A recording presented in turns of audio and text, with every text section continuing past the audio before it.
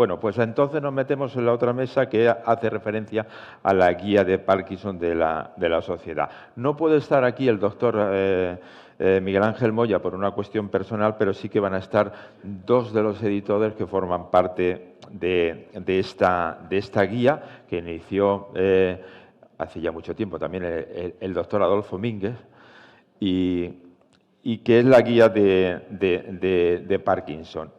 El doctor Francisco Escamilla Sevilla es neurólogo de la Unidad de Trastornos del Movimiento del Hospital Universitario Virgen de las Nieves, es jefe de sección y miembro de la Junta Directiva de la Sociedad Española de Neurología. La doctora Verónica González Torres es la jefa de servicio de neurología del Complejo Hospitalario de Jaén y también es la coordinadora del Grupo de Trastornos del Movimiento de la Sociedad Andaluza de Neurología. Así que si hay alguien que sabe muy bien de lo que está hablando en temas de Parkinson en Andalucía, son los dos doctores. Cuando ustedes quieran, nos sentamos aquí y si nos da tiempo, podrían hacer preguntas para que ellos la contestan sobre el tema de neurología. ¿Pueden tomar la silla?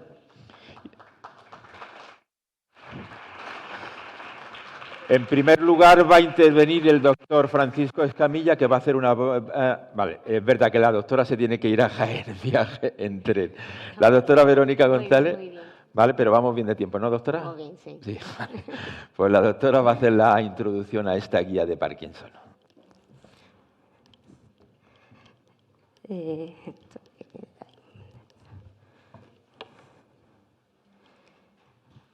Bueno, buenas tardes a todos.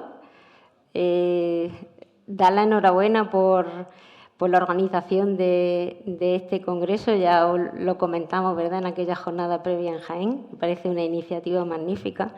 Y, por supuesto, pues gracias por la invitación y por permitirnos presentar nuestra guía, ¿no?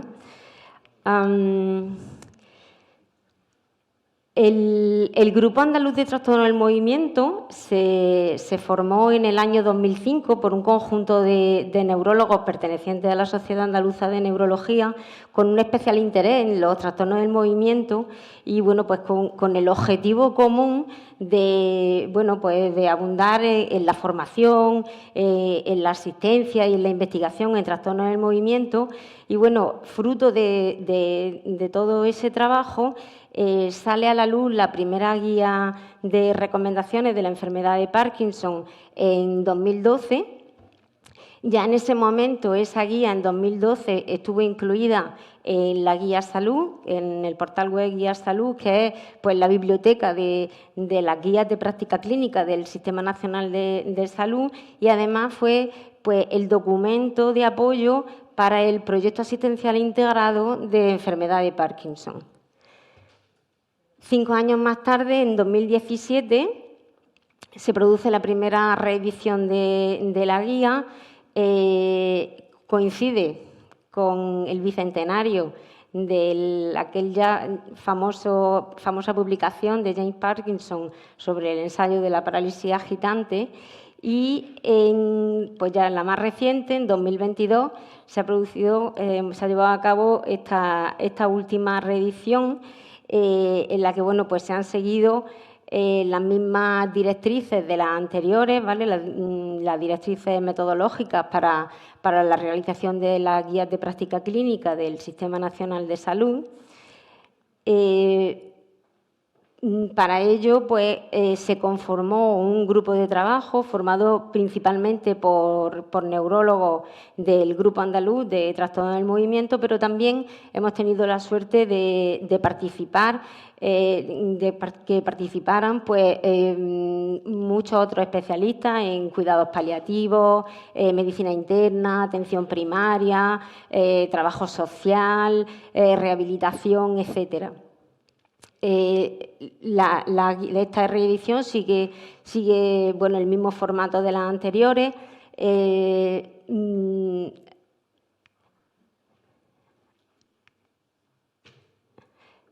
Son todos los temas llevan encabezadas una serie de preguntas y se va dando respuesta a esa serie de preguntas. Además, el objetivo de la guía es que esas respuestas a esas preguntas sean claras, concisas, que lleven un poco a que sea realmente una herramienta útil de consulta, no solo para neurólogos, sino para también pues, otros especialistas.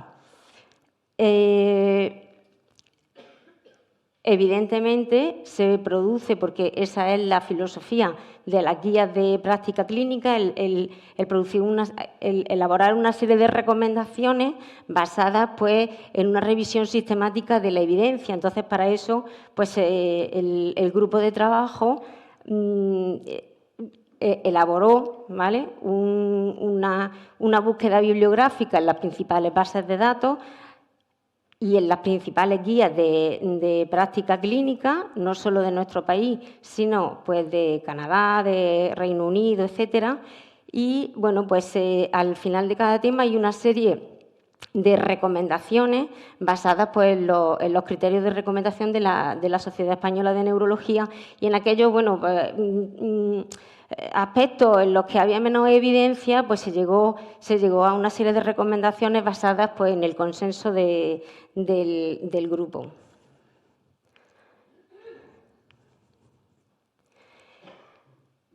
Esta última edición sigue el mismo formato de las ediciones anteriores. Está separada en dos bloques. Hay un primer bloque relacionado con los aspectos diagnósticos de la enfermedad y un segundo bloque dedicado a los aspectos terapéuticos y otros temas, ¿no? Tiene un tema más. Esta guía tiene en conjunto 24 temas. Se añadió uno más dedicado a las nuevas tecnologías. Como veis, este es un ejemplo en el que pues, al final de cada uno de los temas pues, aparecen una serie de recomendaciones del grupo, como digo, pues, basada en esa evidencia que se ha revisado y se señala pues, aquellas recomendaciones que se han actualizado en esta última edición. Por ejemplo, hay temas como el dedicado a aspectos diagnósticos basados en la neuroimagen estructural, resonancia, ecografía y demás, el que, bueno, pues en esta última edición es probablemente de esta parte de aspectos diagnósticos el que más actualizaciones se han producido, no solo en el diagnóstico de la enfermedad de Parkinson, sino también en el diagnóstico diferencial de la enfermedad de Parkinson respecto a otros parkinsonismos. Hay un tema dedicado al apoyo de la neuroimagen funcional en el diagnóstico. Se hacen recomendaciones actualizadas en cuanto a cuándo pedir un estudio genético a los pacientes. Y el segundo bloque, el más extenso, es el que se dedica pues, a esa revisión en cuanto al tratamiento de la enfermedad de Parkinson, incidir pues, en eso que ya hemos comentado, ya se ha comentado aquí en la mañana y en sesiones previas, en esa enorme variabilidad clínica que encontramos en todos nuestros enfermos, que obliga a individualizar el tratamiento. En este sentido, por ejemplo, en el primer capítulo dedicado a cuándo comenzar a tratar esa enfermedad de Parkinson, pues se incide en esa individualización basada fundamentalmente en cuándo tratar, qué grado de discapacidad hay, con qué fármaco tratar. No tanto como antaño a lo mejor nos fijamos más en determinados fármacos que según la edad no dábamos. Esto, bueno, pues hubo ahí un poco de controversia. Finalmente, pues se incide que el inicio del tratamiento pues va a estar más influenciado por la afectación funcional y además, dependiendo de ella, usar fármacos con más o menos potencia. Y ya sigues tú.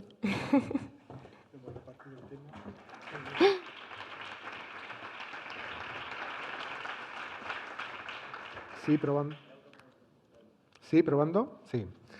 Hola, buenas tardes. Bueno, agradecer también el que se me haya invitado, agradecer la oportunidad de poder mostrar esta guía, que nace de una asociación también, es el producto de esa asociación y realmente para nosotros es un orgullo poder mostrarla y sobre todo pues mostraros la trayectoria pues que hemos tenido la fortuna de tener.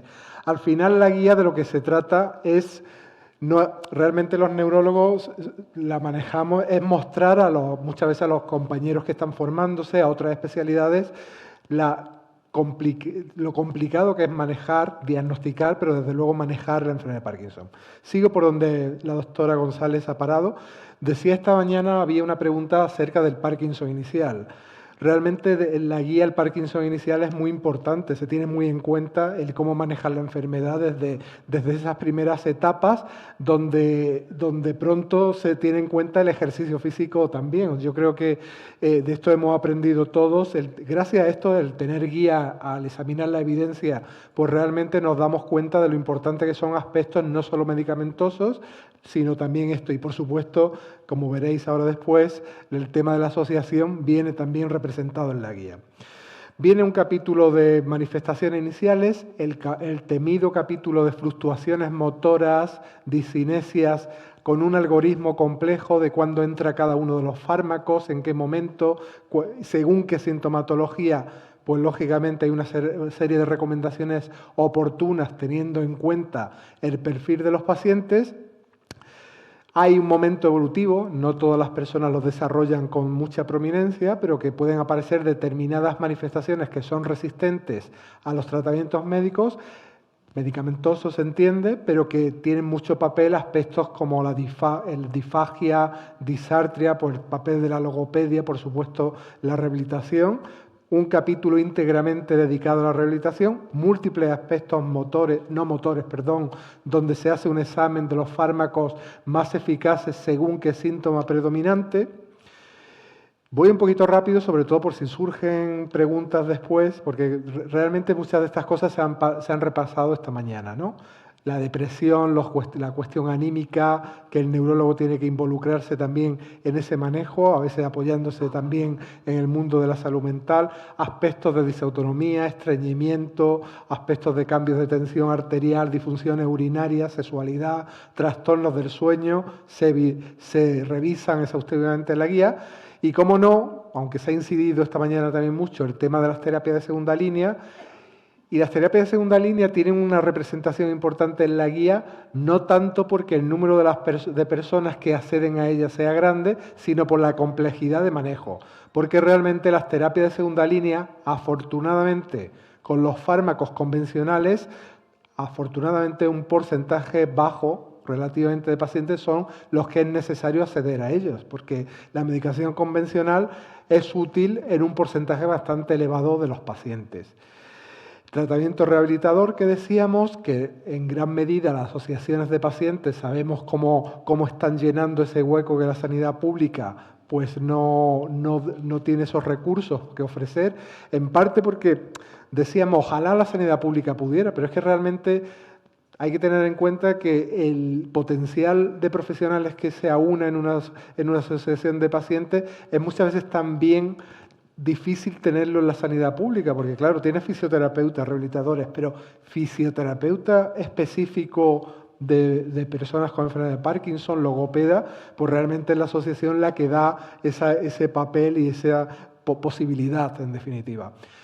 Entró un tema con muchas guías también, pero en la nuestra con médicas de atención primaria, teniendo muy en cuenta cómo desde la atención primaria debe manejarse a los pacientes, examinando qué fármacos se pueden y qué no se pueden o no se recomiendan utilizar por aquellos que puedan empeorar la enfermedad y sobre todo la necesidad de revisar una medicación que muchas veces es compleja y que de algún modo que el médico de atención primaria esté muy familiarizado con el manejo es muy, muy importante. De igual modo, cómo debe manejarse determinadas situaciones urgentes de los pacientes o durante la hospitalización, también muy importante, y esto pues quisimos que los servicios de anestesia pues de algún modo tuvieran la opción de consultar este tipo de guías o este tipo de recomendaciones, sobre todo para que ante un ingreso por distinta causa, una fractura de cadera u otro tipo de circunstancia médica, pues realmente los pacientes, o por lo menos existiera una serie de recomendaciones que posibilitaran un manejo uniforme de esto. Distinto es que esto se cumpla, todos lo queremos, como es lógico, pero existe estas recomendaciones.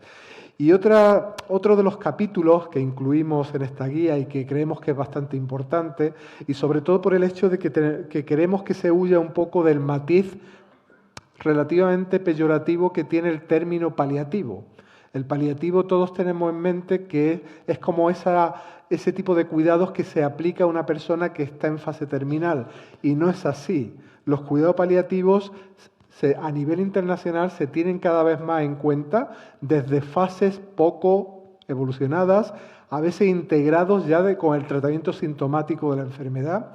A veces también, incluso esto lo dejo caer esta tarde, sobre todo por si a alguien se le ocurre saber cómo los médicos, la sociedad, puede enfrentarse a cuestiones como este tipo de concepto que a nosotros, yo no lo hablo personalmente, salvo en circunstancias muy concretas, pero ¿cómo podemos ofrecer a un paciente, a sus familiares, ese término que se entiende por lo que sería una voluntad disipada de asistencia futura, ¿no?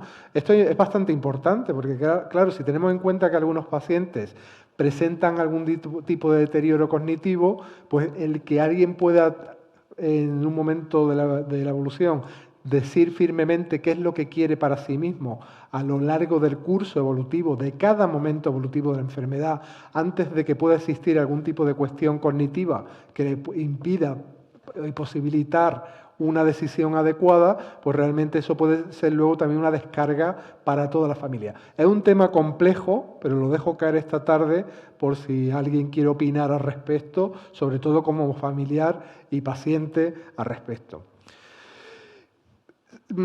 Incluimos temas sobre seguimiento en consulta, cómo los neurólogos entendemos que debe ser el seguimiento, indudablemente ajustado a cada uno de los pacientes. Hay pacientes que pueden ser valorados cada 6 meses, otros van a precisar un seguimiento más estrecho, los que tienen terapia de segunda línea tal, y así es como es. Y luego el tema de las nuevas tecnologías entró también en esta guía de práctica clínica también, en parte también muy de lo que nos trajo la pandemia y esas necesidades que surgieron, pues algunas de ellas han venido un poquito para quedarse, y sí es cierto que en condiciones muy concretas se podría llevar a cabo un seguimiento por teleconsulta, pero con la máxima de que son pacientes que son conocidos y que lógicamente hay un libre consentimiento por parte del paciente y por parte del médico, que quieren que ese acto médico sea de ese modo como tal.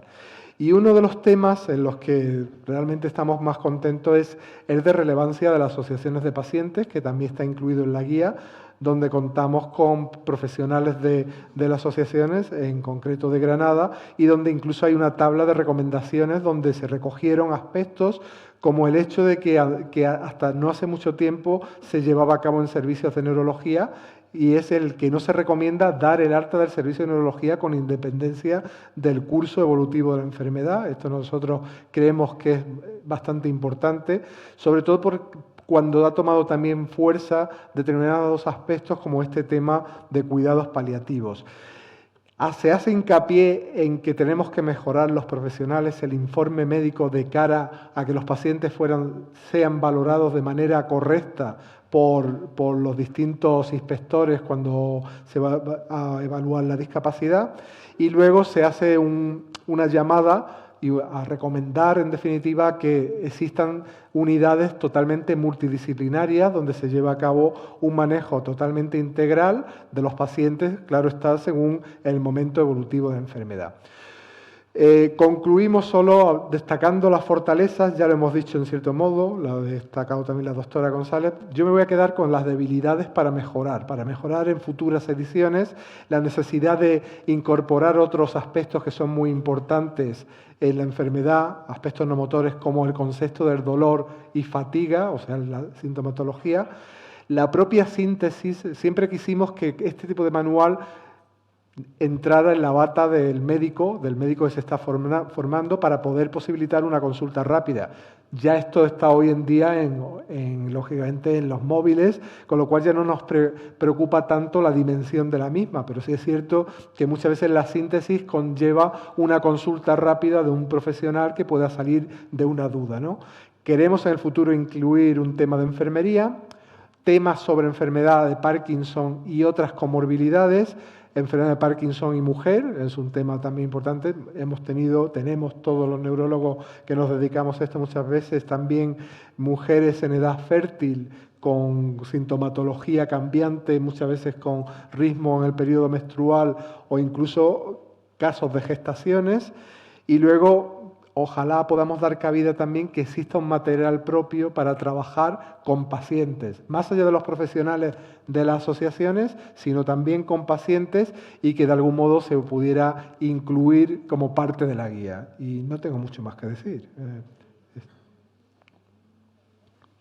Muchas gracias.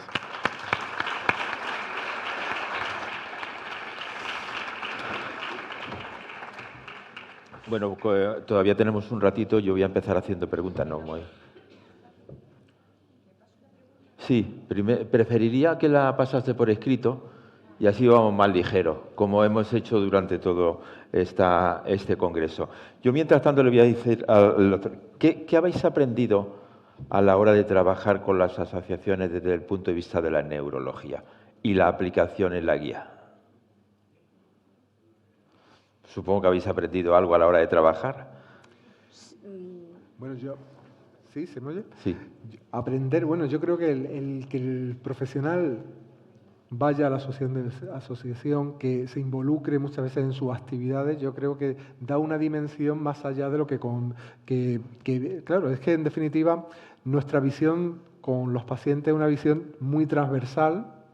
A veces el médico generalista tiene esa visión más longitudinal. En la asociación ve uno mucho más, ve un trabajo en equipo integral con múltiples actividades. Yo creo que es el que cada profesional dé una visión de esas propias asociaciones con esas múltiples dimensiones que se contemplan, pues esto ha permitido enriquecer mucho la guía e incluso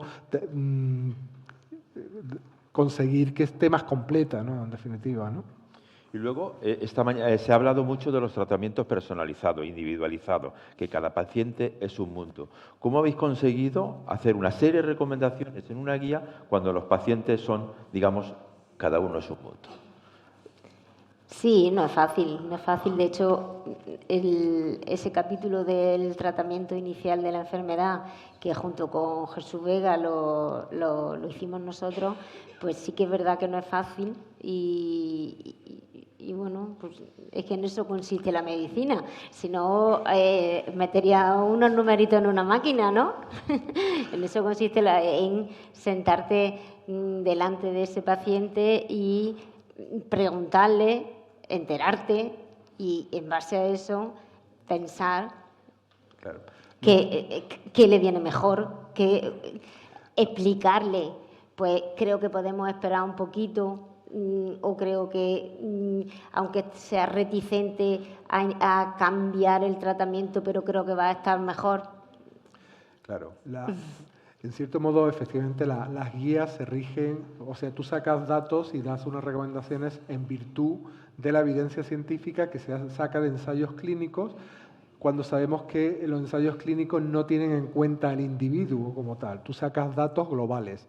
Eso no quita que a lo largo de los estudios que se van acumulando de manera importante. Siempre hay fármacos que tienen su matiz sobre aspectos sintomáticos concretos y muchas veces hay fármacos que tienen un peso de acción sobre todo más sobre aspectos depresivos, otros más sobre aspectos tremóricos, y al final esa suma de la experiencia que el profesional tiene y del conocimiento de la evidencia científica es lo que posibilita ajustar al máximo posible al fármaco a las características del paciente. A pesar de todo, la guía no te lo da todo, me refiero, realmente es la interrelación con las personas, el conocer a las personas, el saber cómo siente cada uno de los que atendemos en las consultas. Eso nos va perfilando cada vez más los fármacos. La guía no lo da todo, la guía es una guía, como su nombre indica, y al final es clave la experiencia de los profesionales y que tiene que tener en cuenta toda la dimensión de las personas, ¿no? Vale, esta mañana hablábamos aquí de muchos aspectos de la enfermedad. Es la tercera edición. ¿En Andalucía con esta guía los neurólogos tratáis mejor a los pacientes de Parkinson? No lo sé. No lo sé. La guía es un documento de apoyo, es un documento de consenso, de consulta, para un poco pues homogeneizar las intervenciones, la asistencia sanitaria, etcétera, pero evidentemente, como dice Paco, no te lo da todo. Si no, pues tampoco haría falta neurólogos. Cogiendo el libro sería suficiente. No, claro. ¿La guía es accesible para el médico de familia o medicina general? ¿Cómo os interrelacionáis con el resto de especialidades? La guía está abierta a todo el mundo. Sí, claro, la guía está publicada en el portal web Guía Salud y se puede consultar metiendo en Google. Sí. O irse a la página web de la Sociedad Andaluza de Neurología. O irse a la página también. Pero bueno. No, lo que digo es que está abierta y que está hecha con el resto de especialidades. Sí. Dice, en el caso concreto de la provincia de Jaén, los recursos actuales hacen que estas revisiones a pacientes no sean ni cada 6 meses, sino de 2 años de espera, y si no, que lo confirme la doctora Verónica González. Bueno, este tema ya se trató en aquella jornada, de Jaén ya se trató, expuse pues el déficit actual que hay de neurólogos en Jaén y pues hacemos lo que podemos porque ahora mismo pues con la ratio de neurólogos que hay en Jaén, teniendo que atender pues todo, una unidad de ICTU, una guardia de 24 horas todos los días, 365 días del año, el resto de patologías, los pacientes procedentes de atención primaria, las urgencias, las teleconsultas, pues con el número de neurólogos que somos ahora, pues evidentemente, pues bueno, sí que hay una diferencia muy grande y yo sé que tenéis una diferencia muy grande con respecto a otras provincias y creo que quizá pues esto sí que debería de ser uno de las cosas que desde las asociaciones también se reivindique, porque el código postal no debería de marcar la diferencia en cuanto a la asistencia y deberíais de tener los mismos derechos que tienen pues los demás. Pero eso hubiera estado bien que siguieran estando a las sillas de delante, pero porque eso solamente depende de quien lo organiza. Yo hago lo que puedo con lo que tengo. Con lo que tengo hago lo que puedo. Es como cocinar en la posguerra y hacer un caldo con 4 cosas. Hay otro planteamiento que es el agradecimiento al Servicio de Neurología de Jaén por el esfuerzo, por las dificultades que tienen, etcétera, etcétera. Gracias. Plantea cómo establecer comunicación con neurología ante la carencia incluso de profesionales de enfermería. ¿Cómo sería el establecer eso por parte de los familiares y pacientes? ¿Había algún mecanismo para establecer una mejor comunicación con el servicio de neurología? ¿O eso ya es una cuestión de la administración?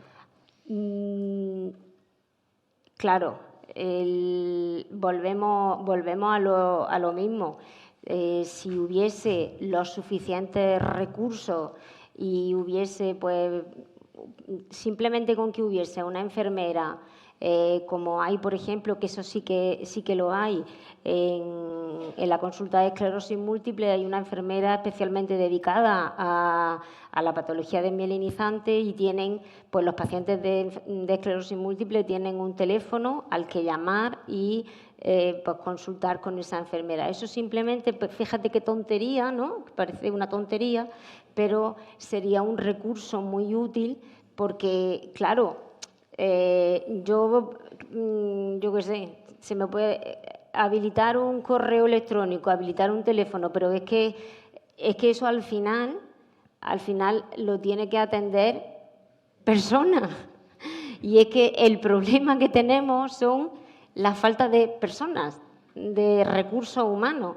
Entonces, pues ahora mismo sí que está habilitada la teleconsulta, pero bueno, la teleconsulta es una comunicación entre el médico de familia y nosotros.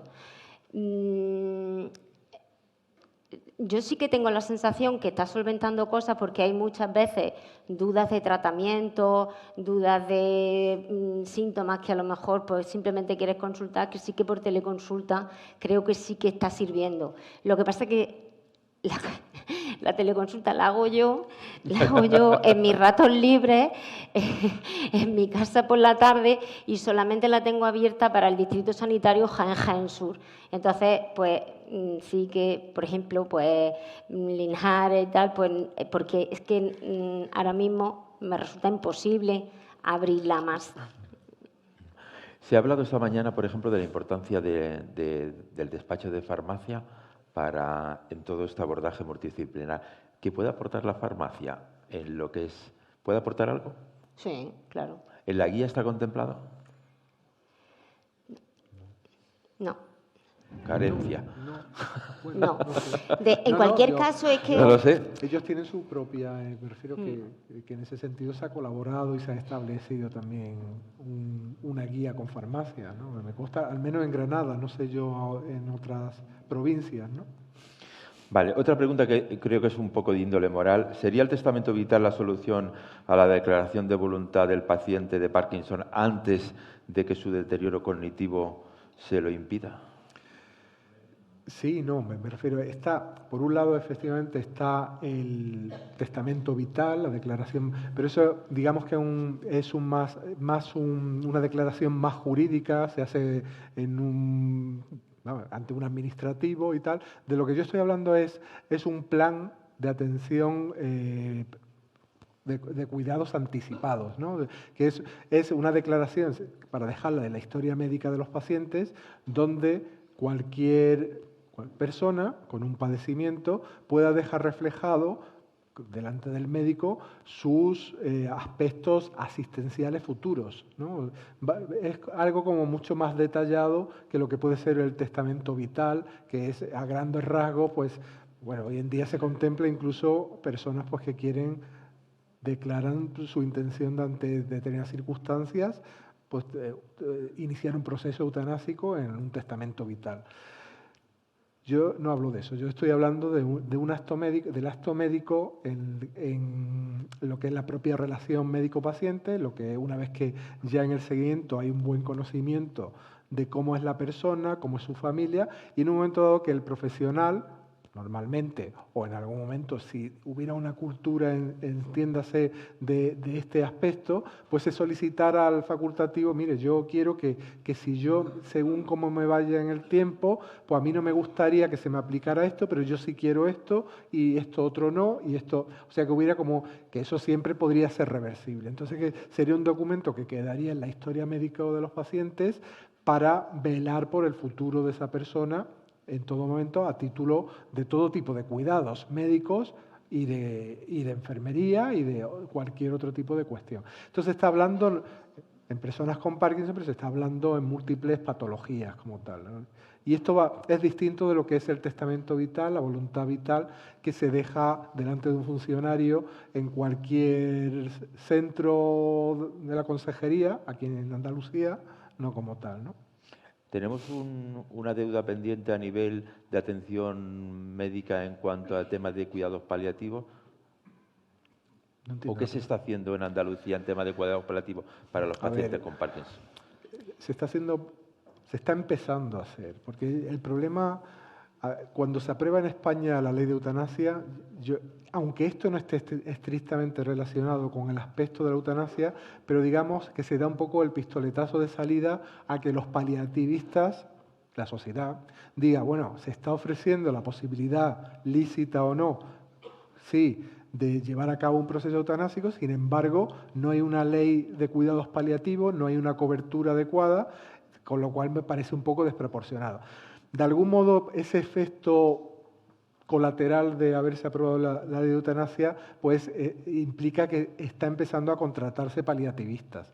¿Qué ocurre? Que no dan abasto en los hospitales, hay mucha desigualdad en cuanto a la cobertura, hay un paliativismo hospitalario bastante bueno, pero luego el paliativismo, digamos que el paliativista queda para unos cuidados, por decirlo así, un poquito más avanzados, porque el cuidado paliativo en esencia, a nuestro entender, debe llevarse a cabo desde la atención primaria con una enfermería. Y todos sabemos cómo está la atención primaria.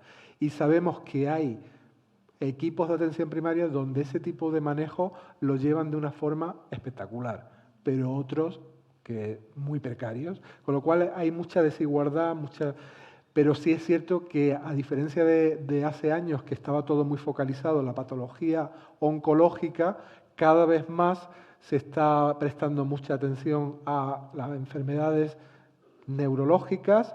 Ya sabemos todos el tema de la esclerosis lateral, que está siendo motivo a nivel parlamentario de análisis, donde incluso se está llevando a cabo, hay una serie de adendas que distintos partidos políticos quieren llevar a propósito no solo de la esclerosis lateral, sino, me parece totalmente lógico, de otras patologías, pues que pueden, no estoy hablando de Parkinson ahora mismo, estoy hablando de otros tipos de patologías que conllevan un sufrimiento grande, neurológica, y que de algún modo se entiende que cada vez más hay una conciencia social, política, de mejorar aspectos paliativos, que, como he dicho esta tarde, no debería quedar la palabra paliativo ligado al curso avanzado, terminal, de una persona de cualquier proceso.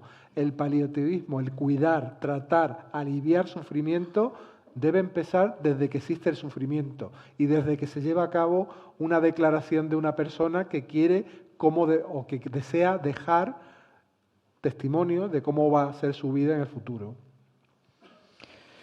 Pues, doctores, muchísimas gracias. Primero, enhorabuena por esa guía, que da pie también a pensar que en Andalucía hacemos las cosas muy bien. Gracias por el esfuerzo, que sé que el doctor está saliente de guardia. Gracias a la doctora que se ha venido de Jaén en tren por estar aquí hoy. Así que muchísimas gracias, enhorabuena por la guía y a seguir adelante. Muchísimas gracias, doctor.